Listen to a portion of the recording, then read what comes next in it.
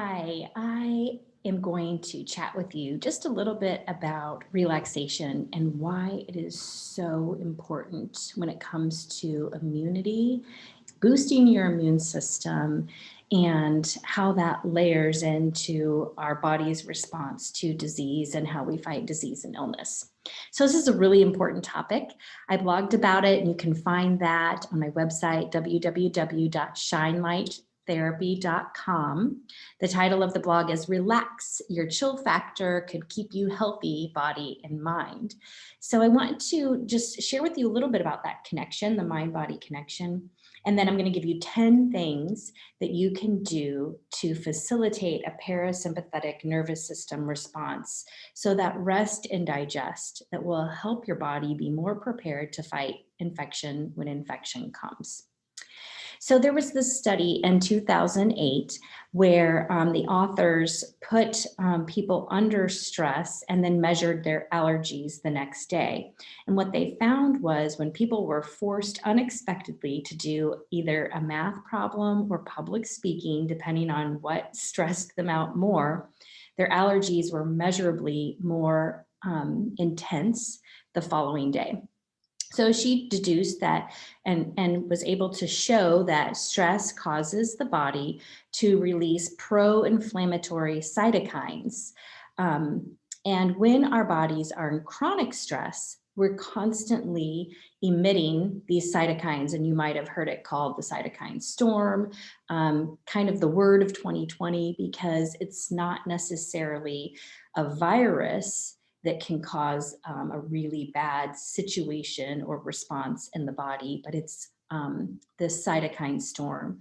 So in other words, when we layer stress or inflammation on top of a virus, we can have this really intense reaction. So I want to talk to you about that because I think we can feel a little powerless or as if we are victims when it comes to viruses, and nothing could be further from the truth. So I want to share truth with you and empower you to prepare your body for these kinds of situations, attacks, or times when you may be exposed to a virus or something that can either increase your stress or create an immune response in you. So when I was pregnant, 2 of the 3 times that I've been pregnant, I was exposed to poison oak.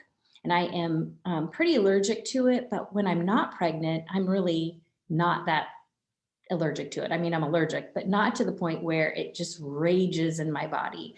The 2 times that I had it when I was pregnant, it was this out of control reaction happening in my body, and I couldn't tame it. The doctors really couldn't give me anything that could tame it, right? So that is an immune response. And because pregnancy puts a woman's body in a state of stress, right? It's something that's totally out of our control. It's not that we're sitting around going, I'm stressed out, but the body physically is under stress because it is growing another human being. So I just find that fascinating because pregnancy can show us a lot about how our bodies react to different things. Different things that feed inflammation, very interesting. A negative attitude or a negative outlook on life. Inflammatory foods, so things that are high in sugar, high in artificial or chemical ingredients, things that just aren't natural for our body to digest can cause, this inflammation in our body. Lack of sleep, emotional abuse. Those are the kinds of things. I'm looking at my list to see if there's anything else.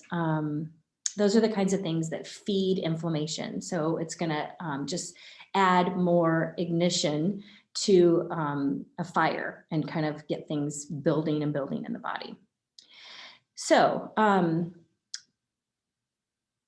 the other thing I want to talk about is when I was in college, I took an antidepressant for really high anxiety.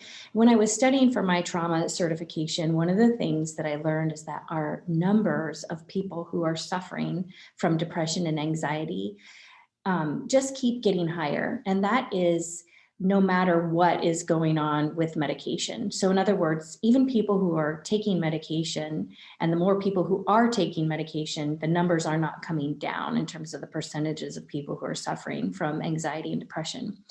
And I'm not saying don't take medication, because I think that it does have its place and it does have its value.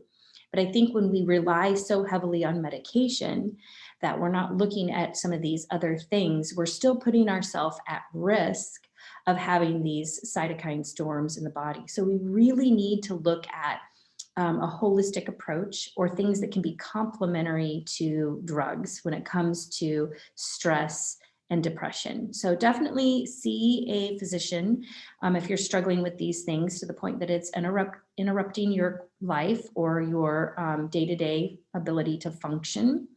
But try some of these tips that I'm going to give you too, because I really believe that these are things that can prepare your body to mount an appropriate response. So stress is a good thing. We want our body to be able to recognize and fight when it needs to fight, or flee when it needs to flee. We need to be prepared for those situations, but we also need to learn how to relax. So we need to have that counterbalance of relaxation.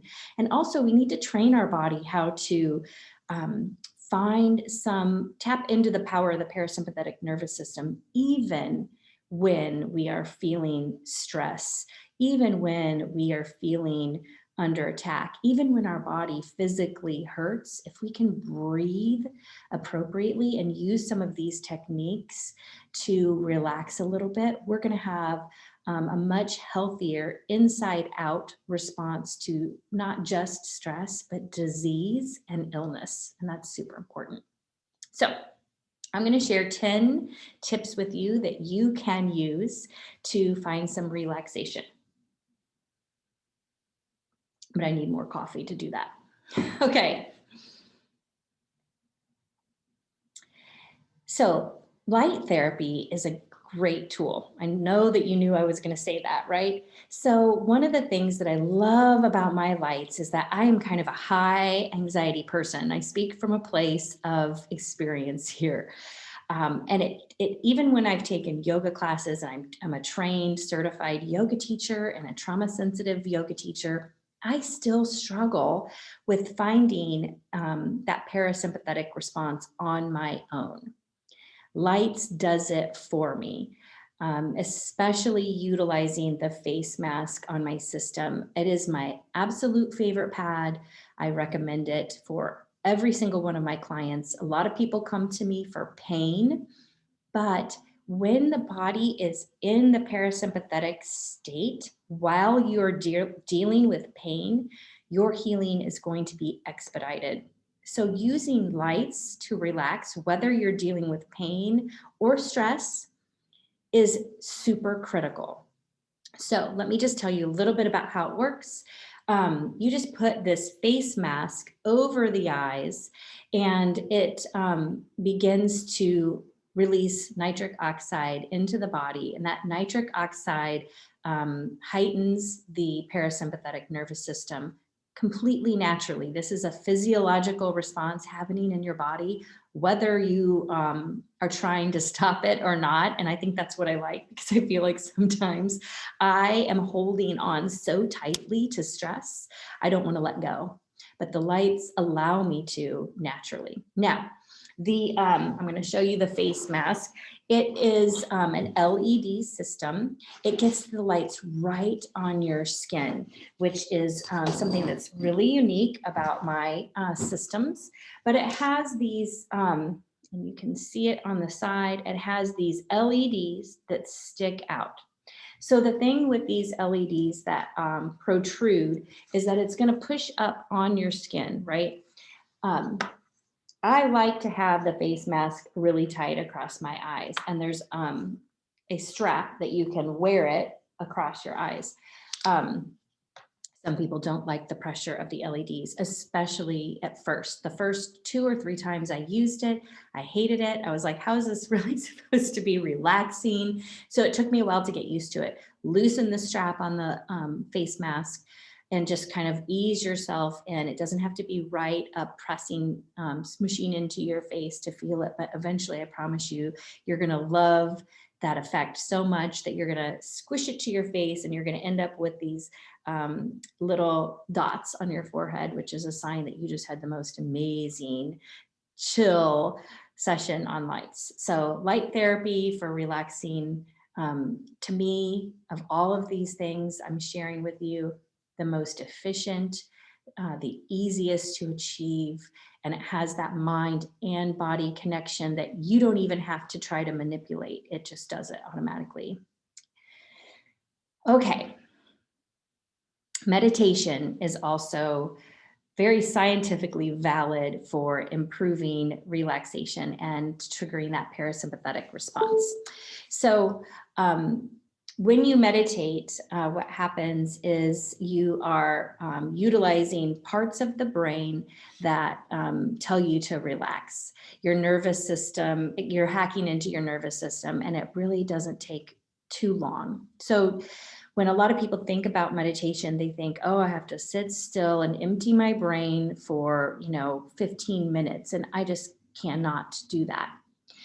When I had my training and my yoga certification, we would practice meditation. I think it was about 45 minutes. And if I had to criticize anything of my training, that would be it. For people who have never meditated, 45 minutes is excruciating.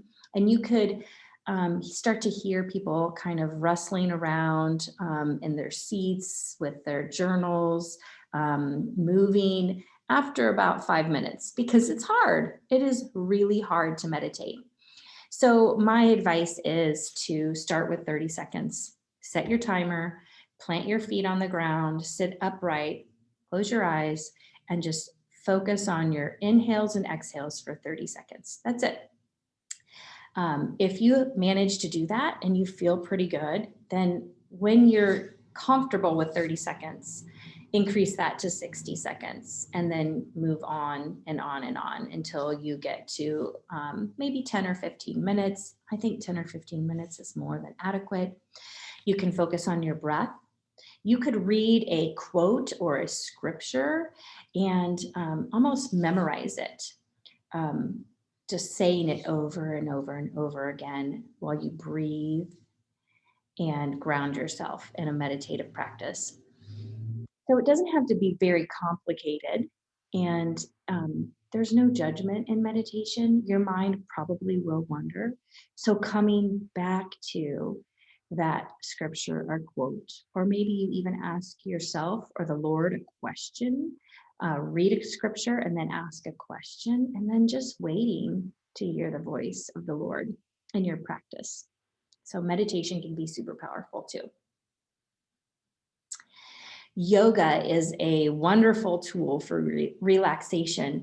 Not only Shavasana at the end of the practice, where you are in your final resting, which, by the way, for me, when I first started taking yoga classes, was hard, just like meditation, to sit still. I didn't even understand why they were doing that or how I could possibly do it. And I kind of wanted to just skip that part and pull up my mat and get on with my day, right? Because nobody had ever taught me the value of just doing nothing, even for a few minutes.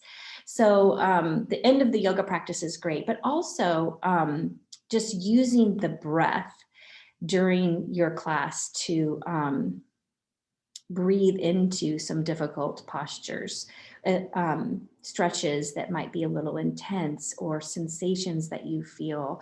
There's a reason that trauma has been partnered with yoga, because when you can train your brain to sit with a feeling, a physical feeling of discomfort, and breathe and tap into the parasympathetic, you can begin to heal from the trauma.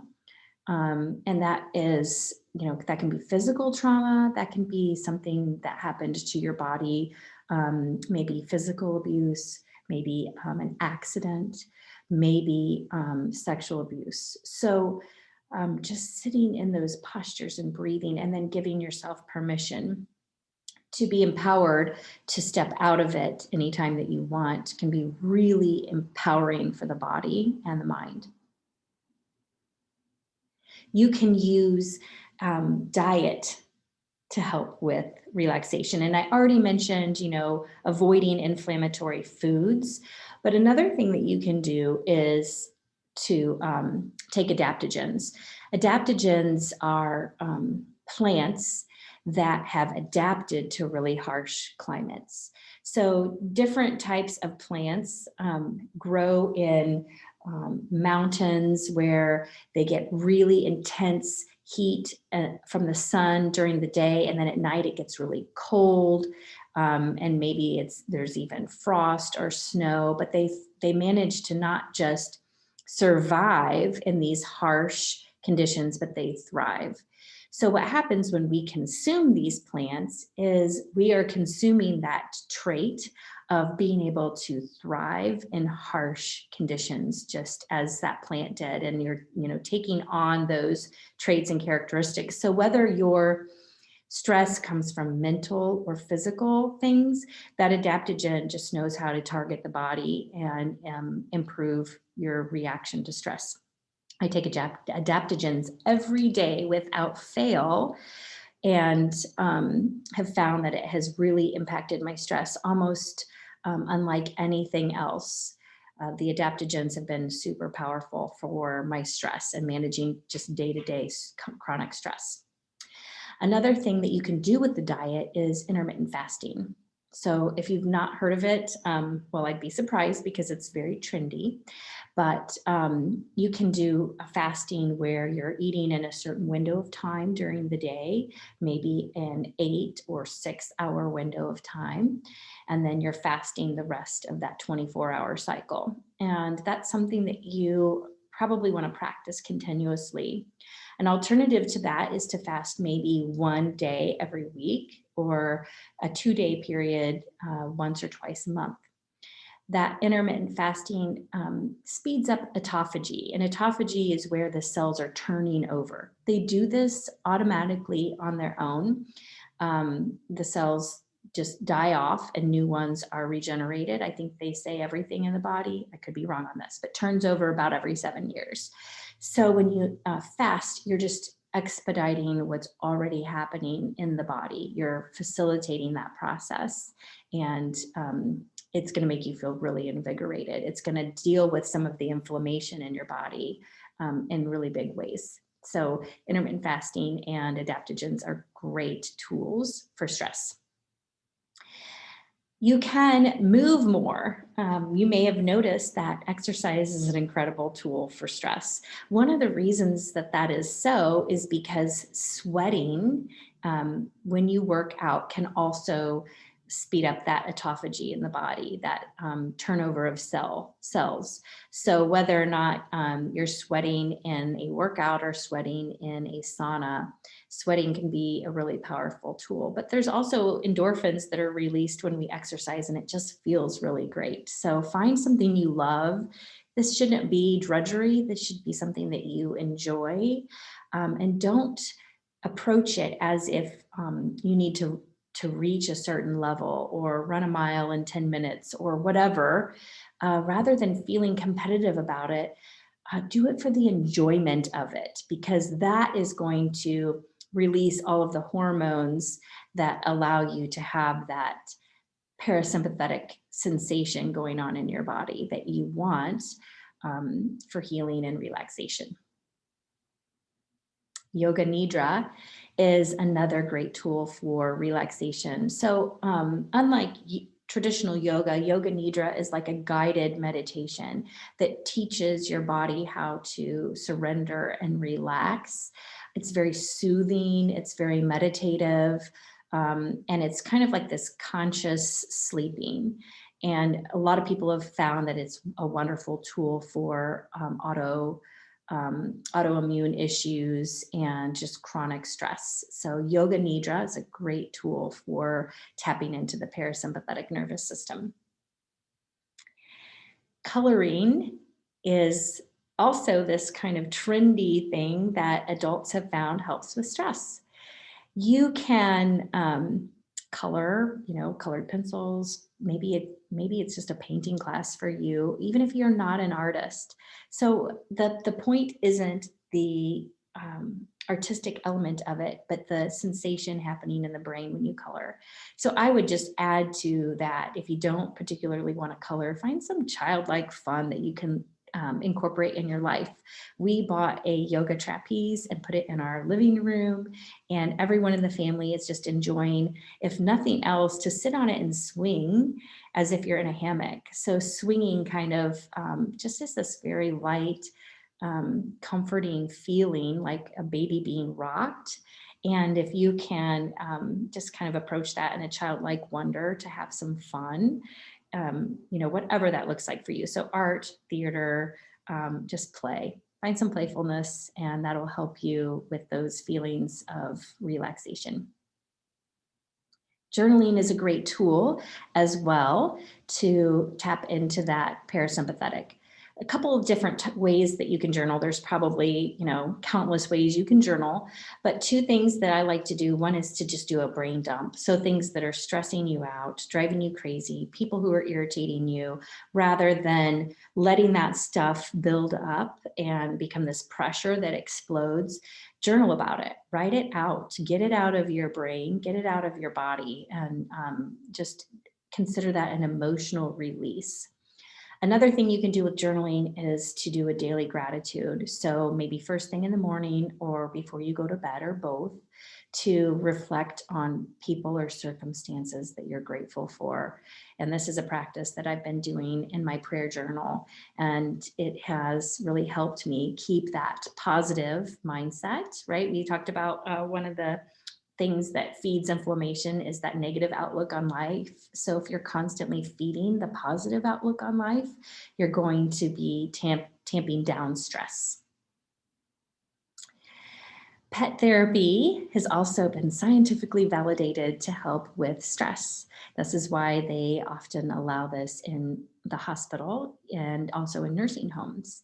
So if you don't or can't have a pet, maybe you could volunteer at your humane society or the shelter in your town and just have some kitty or puppy snuggles, however you can get them. Or maybe you know a neighbor who has a pet who can't get out and walk their dog or whatever. Maybe you can offer to do that and have that time to have some puppy snuggles. So we have a pandemic puppy who is fabulous, a golden doodle. It's our first time with this breed, and he just has this amazing soft curly coat that every time I just kind of dig my fingers in, I just find my heart rate settling down immediately. So pets can be incredible for helping you just chill out a little bit.